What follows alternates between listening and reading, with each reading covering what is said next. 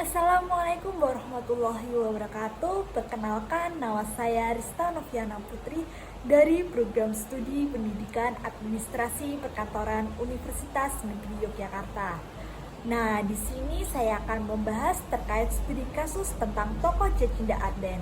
Untuk pokok pembahasan yang pertama ada kualifikasi kepemimpinan, teori kepemimpinan, ada pengaruh dalam kepemimpinan, fungsi kepemimpinan, kekuasaan dalam menjalankan kepemimpinan, gaya kepemimpinan, dan pembuatan keputusan yang dilakukan oleh Djacinda Arden.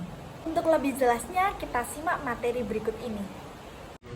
Djacinda Arden lahir pada tanggal 26 Juli 1980 di Hamilton, Selandia Baru. Beliau merupakan Perdana Menteri wanita termuda di dunia.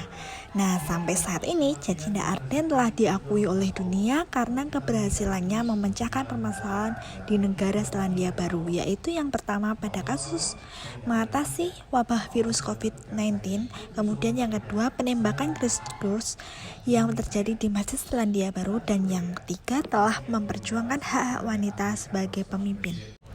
Menjadi seorang pemimpin mempunyai gaya kepemimpinan yang berbeda dengan pemimpin lainnya, seperti strategi yang diterapkan dalam menjalankan kepemimpinannya. Seperti halnya Djacinda Arden yang saat ini menjabat sebagai Perdana Menteri di Selandia Baru dan juga merupakan Ketua Partai Buruh, di mana Djacinda Arden ini memiliki gaya kepemimpinannya sendiri. Pada awal terjadinya kasus COVID-19 yang tersebar di negara Selandia Baru, Djacinda ini dapat menanganinya dengan cepat dengan gaya kepemimpinannya yang telah diterapkan. Kemudian kekuasaan yang dijalankan, baik itu keputusan dan gaya kepemimpinannya. Yang pertama ada gaya kepemimpinan demokratis yang dianut oleh Djacinda Arden, terlihat dari sejumlah langkah-langkah yang telah dia lakukan dalam penanganan kasus COVID-19 di Selandia Baru sebagai berikut. Putusan yang diambil yaitu yang pertama menerapkan lockdown nasional. Sejak tanggal 3 Februari 2020, pemerintah Selandia Baru telah menegakkan kebijakan nasional terhadap COVID-19, yaitu dengan melakukan lockdown pada negara Selandia Baru. Pemerintah menetapkan status COVID-19 di level 3 dengan menutup pusat pendidikan, melarang pertemuan publik, dan menginstruksikan masyarakat untuk berkonsultasi dengan dokter online. Kemudian pada tanggal 5 Februari 2020, Djacinda Arden menetapkan status COVID-19 di level 4 dengan memperlakukan pembatasan ketat di semua wilayah Selandia Baru. Hal ini dilakukan oleh semua warga masyarakat Selandia Baru atas perintah Perdana Menteri Djacinda Arden. Kemudian yang kedua, melakukan tes massal kepada masyarakat. Setelah dilakukannya lockdown nasional, Perdana Menteri turut menghimbau kembali agar masyarakat Selandia Baru melaksanakan tes massal. Hal ini diumumkan setelah Perdana Menteri melakukan rapat besar bersama para ilmuwan yang pintar dalam menangani virus agar negara Selandia Baru cepat terbebas dari perkembangan COVID-19. Kemudian yang ketiga, mengadakan kolaborasi terhadap pemerintah. Djacinda Arden mengajak pemerintah, parlemen, NGO, dan masyarakat Selandia Baru untuk berkolaborasi bersama-sama bersatu menangani kasus COVID-19 dengan sigap. Sejumlah tenaga kesehatan dengan sekuat tenaga menangani dan melawan COVID-19, kemudian warga masyarakat mematuhi dan menerapkan kebijakan pemerintah yang telah dibuat. Selanjutnya yang terakhir, membangun komunikasi yang baik antara pemerintah dengan masyarakat.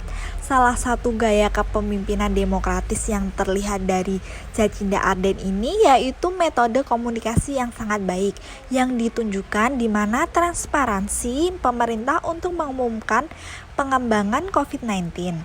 Gaya komunikasi dapat didefinisikan sebagai perilaku komunikasi yang digunakan untuk mendapatkan respon atau tanggapan tertentu dalam situasi yang berbeda. Djacinda juga dipandang menggunakan gaya kepemimpinan visioner. Dalam teorinya, kepemimpinan visioner adalah model kepemimpinan yang dirancang untuk memberi makna pada pekerjaan dan upaya yang diperlukan anggota perusahaan untuk bekerja sama dan memberikan arahan dan makna bagi pekerjaan dan upaya berdasarkan visi yang telah dijelaskan. Nah, dalam kasus ini Jacinda terlihat bagaimana Jacinda telah mempunyai visi untuk negara Selandia Baru agar melarang international travel vaccination program yang telah diterapkan untuk semua warga negara.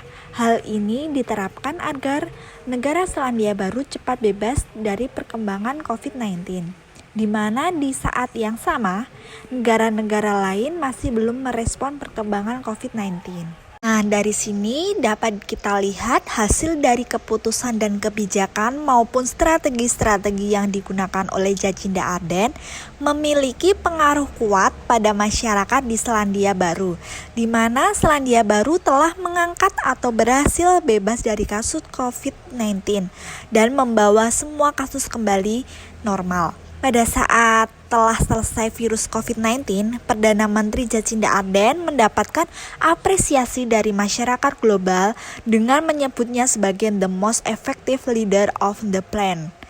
Keberhasilan dalam penanganan kasus COVID-19 ini menjadi menarik perhatian dalam dunia internasional karena gaya kepemimpinannya yang telah diterapkan dan strategi-strategi yang dilakukan dengan sigap membuat virus yang ada di Selandia Baru berhasil diatasi.